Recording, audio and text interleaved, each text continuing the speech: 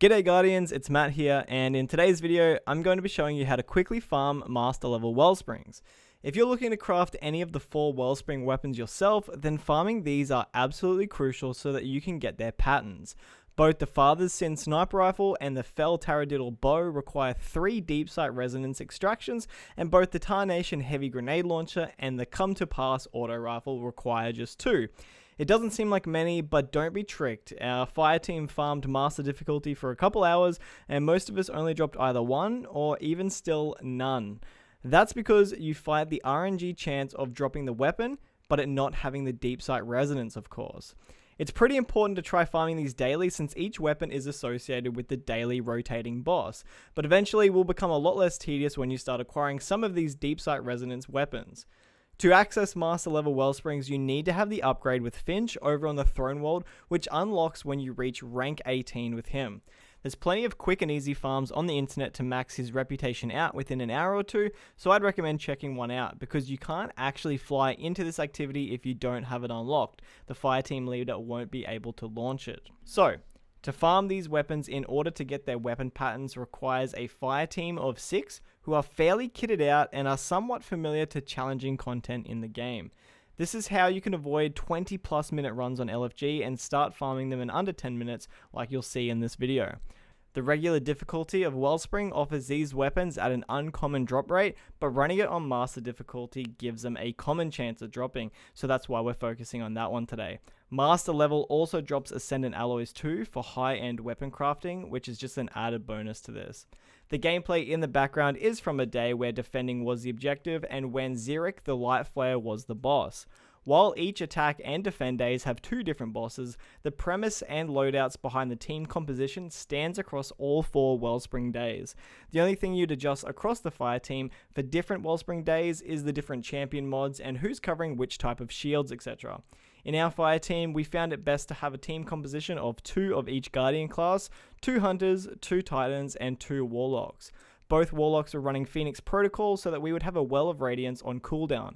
Both Hunters were using Orpheus Rig to essentially have a tether on cooldown as well. And the Titans were running Helm of Saint 14 Bubbles for that extra added survivability. I was running what I consider my signature loadout at this point, and if you've ever tuned into any of our other speedruns or guides, this support loadout is basically my go-to. Blinding Ignition Code, Divinity, and an auto-loading tracking rocket launcher. My role in this 6-man squad was to make sure that ads were always blinded, I was keeping overloads under control, and giving bosses an easier crit bubble, whilst also thinning the herd with my rocket launcher whenever I could. I'm showcasing my point of view because I know that not everyone has the luxury of having 5 other capable players to run with, and LFGing this activity on Master can be hard, but if that's how you have to complete this, at least you can see what I'm doing and run this support loadout to help make an impact to the other 5 players that you join up with. You can't always determine or control what people on LFG use, but at least you'll know that you're doing your part with this setup. As for the other 5 players, 2 of them would coordinate with me and were using linear fusion rifles to help melt champions from a distance when I applied Divinity. We landed on them for their ammo efficiency in the boss phase with perks like triple tap on a Reed's Regret. The other 3 players were using rocket launchers, one with Galahorn to enable Wolfpack rounds on the other 2 players who were using legendary rockets. This was allowing them to free up their exotic slot, which means we had quite a few Witherhordes to help with ad control and spawn trapping, which made a huge difference in getting this done quickly. So, how does the team play together to get runs in under 10 minutes? Because this requires quite a bit of farming to get these weapons and get their patterns. Well, the consistent use of Well of Radiance keeps everyone alive for the most part. The tethers are usually always keeping ads slowed, weak, and trapped, and the bubbles are more so just there for survivability. When things don't go well, it's great to sit in a bubble and construct a new game plan together. But not only that, the bubble is really good at providing a physical barrier between you and the enemies. The amount of times that I've popped a bubble and it's blocked enough damage from an ogre from one side to the other to keep me and the fire team safe.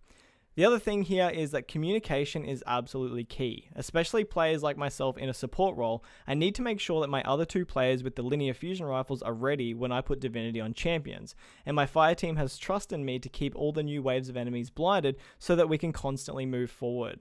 A few players took it upon themselves to be in charge of shooting the Cruxes to progress the encounters, which was a nice little time saver as well.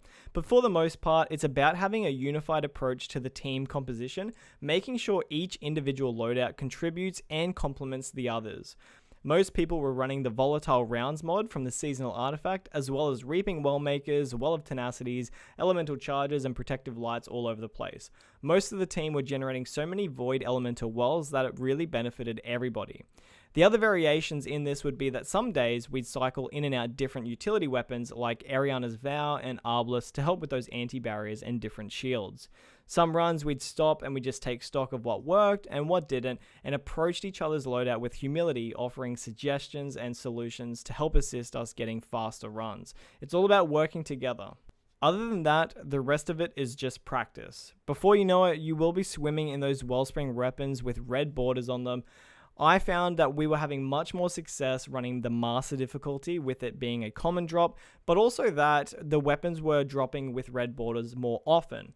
When I was running on the easier difficulty, I was still getting the same weapon over and over, but I was finding that around 1 in 8 times it would have a red border, whereas on the Master difficulty it felt like maybe 1 in 3 times. I don't know if there's any math behind it or if the RNG chances are different between the difficulties. I know that the weapon itself is just a common versus an uncommon drop, but I don't know if it's got a different drop rate having the resonance on it. So yeah, good luck guys, and see for yourself with the rest of this video. I'm just going to let it run out so you can see how we got it done in under 10 minutes.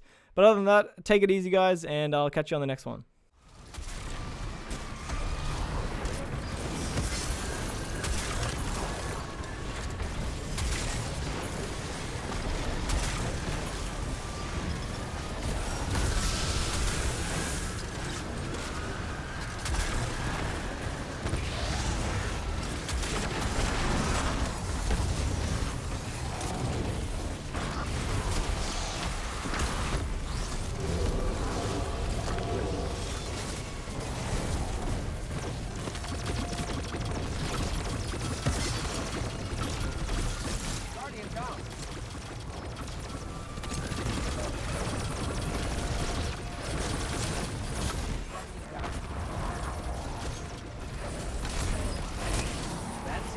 How many of you always so reliable? I love it.